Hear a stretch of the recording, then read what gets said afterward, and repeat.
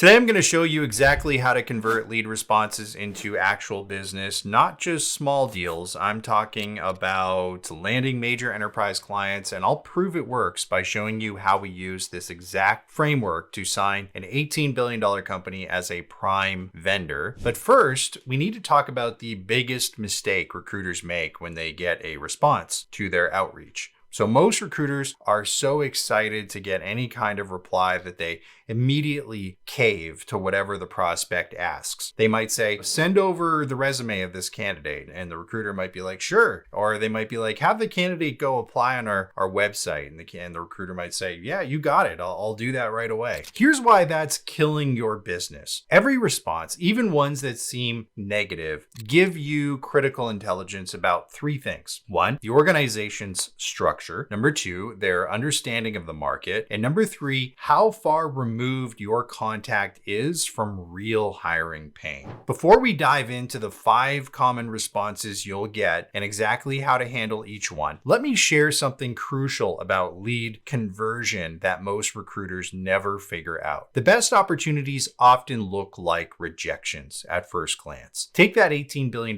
company. Their first response seemed like a total dead end. But by using the framework I'm about to show you, we turned it into a prime vendor relationship that gave us access to 50 subsidiary companies. Let's break down each response type and the exact messages you need to send to convert them into real opportunities. Response type number 1, send the resume. This is probably the most common and most recruiters handle it completely wrong. Here's why you should never send the resume. First, they could easily steal your candidate. Even with contact info removed, it's usually simple to figure out who someone is. Second, you have no agreement in place, so you're giving up leverage. And third, and most importantly, you're risking your business relationship failing before it starts because you're taking shots in the dark without proper intake. Instead, here's the exact message you could send back. Thank you, name. Absolutely. I'd love to send over the resume. I'd like to ensure we have the interest and consent of the candidate prior to this step. Therefore, it would be helpful to learn more about the role to ensure we're presenting it the right way to them. Do you have 10 minutes to chat this week? Now, what happens next is crucial. Many recruiters get a response asking for more details about the candidate, but do not fall into this trap. Any additional information you provide without having a proper discussion is just giving away your leverage. Instead, if they press for more details, here's your follow-up. I understand you want to know more about this person's background. The challenge is I need to ensure I'm presenting your opportunity correctly to maintain the candidate's interest. Top performers are extremely selective about their next move. Could we schedule a brief call to discuss your requirements in detail? Here's response type number 2. They might say, have them apply on our website. So this response actually tells you something crucial. You're not talking to someone who feels the pain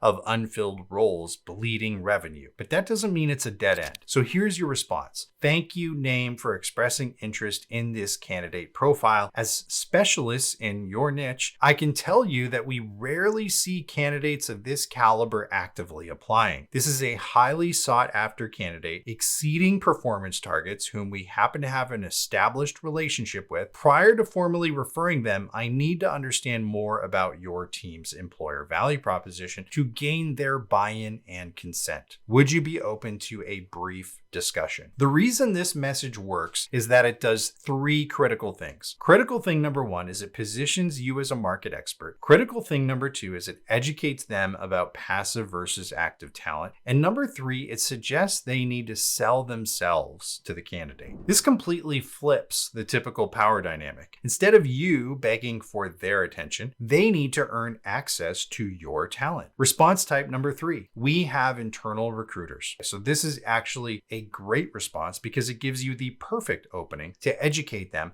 about market reality. Here's exactly what you can say. I appreciate you having a strong internal team. What we found is that the most successful companies actually use both internal teams and specialized agencies. Just think of it like a hospital. They have general practitioners, but they also bring in specialists for complex cases. We complement internal teams by handling specialized roles that require deep market knowledge. But here's where you need to be careful. If they respond positively to this message, your next step is to not immediately pitch your service. Instead, you want to get them talking about their current challenges. So here's your follow-up. I'm curious, what roles have been the most challenging for your internal team to fill? And what's the impact of those positions staying open? Response type number 4, we don't have budget for agencies. So when you get this response, remember, companies don't use recruiters because they have extra money lying around that they're willing to give to you. They use recruiters because it's actually cheaper than doing it internally. So here's your response. Most companies initially think agency fees are an extra expense until they calculate the real cost of keeping positions open: lost revenue, team burnout, and missed opportunities. One client recently discovered they were losing $300,000 in billable work while trying to save on recruitment fees. If they engage with this message, your next step is to help them calculate their own cost of vacancy. So here's how you can transition. Would you be open to looking at the actual numbers for your situation? We can do a quick calculation of what unfilled positions are really costing your business. Many companies are surprised to find they're losing more money trying to save on recruitment than they would spend on our service. Response type number 5, we already work with other agencies. This response actually gives you a great opening. So here's what you can send back. That makes sense. Most of our strongest partnerships started this same way. Our clients found there was no downside to adding us as a resource to solve their complex hiring challenges. So would you be open to a brief discussion about how we can enhance your current talent acquisition efforts? If they're already working with agencies, that means they are already convinced of the merits of working with agencies in general, and there's no reason for why they can't work with you as well. This response acknowledges their situation. It shows understanding,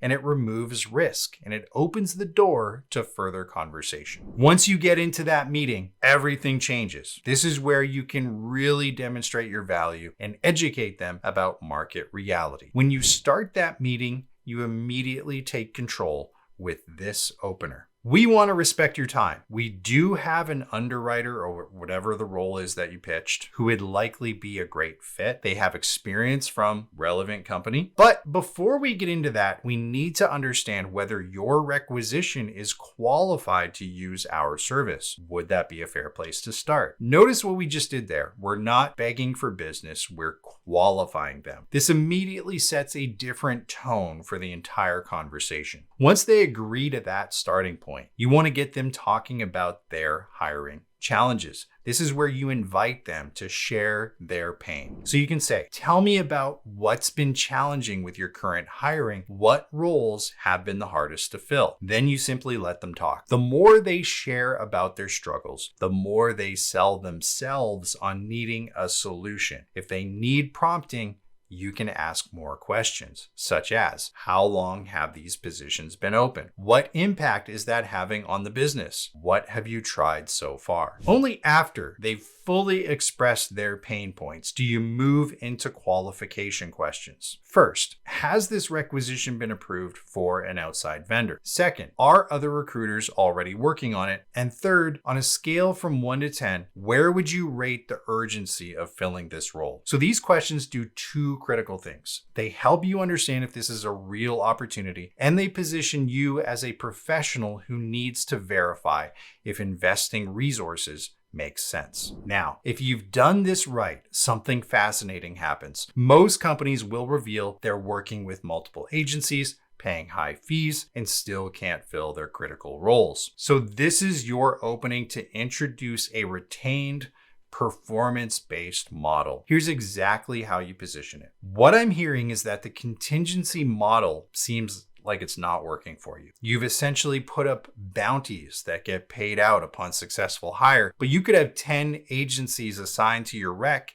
with none of them actually working on it. Instead of spreading your opportunities across multiple agencies who might work on them and might not, what if you had one partner who was absolutely committed to investing dedicated marketing, network building, and consulting horsepower into your vacancies. Now it's time to show them exactly how this partnership would work. You explain that instead of the typical contingency circus, you're going to 1. Dedicate real resources to their search, 2. Provide weekly updates on market feedback, 3. Give them insight into their employer value proposition, 4. Share intelligence about their competitors' hiring, 5. Actually solve their problem rather than just throwing resumes at the wall. Then you present 2 options. Number 1 could be a contingency rate at like 25%, and number 2 could be a performance-based structure at 20% with part of that fee upfront. But here's the key. Notice that you're not really giving them 2 options. You're showing them why one option clearly doesn't work. The performance-based model is actually less expensive while offering better service. So because you take part of the fee up front, you can dedicate real resources to their search. And this is exactly how we landed that $18 billion company I told you about. Not by competing with other agencies on price, but by fundamentally changing how they viewed recruiting partnerships. We showed them why their current model was failing them and offered a clear solution. When you position yourself this way as a committed partner rather than just another vendor throwing resumes at the wall, you transform what could have been a single placement into a long-term revenue stream that pays you upfront for the work that you do. The key principle behind this entire framework is simple. Never just respond to what prospects ask for. Instead, use every interaction to educate them about market reality and position yourself as the expert who can actually solve their problem. So let me break down the most important elements one more time. Number 1, every response is intelligence. Even rejections tell you something valuable about the organization. Number 2, never give away information without getting something in return. Number 3, position yourself as an expert who qualifies opportunities. Number 4, educate prospects about why traditional models fail. Number 5, show them a better way, but only after they've acknowledged the problem. Remember, converting leads isn't about quick responses or fast closes. It's about fundamentally changing how clients view your service. Take these frameworks, implement them in your business, and watch your conversion rates transform. Thanks for watching. Drop a comment below if you want me to do a deep dive on any specific part of this process, and I'll see you in the next video.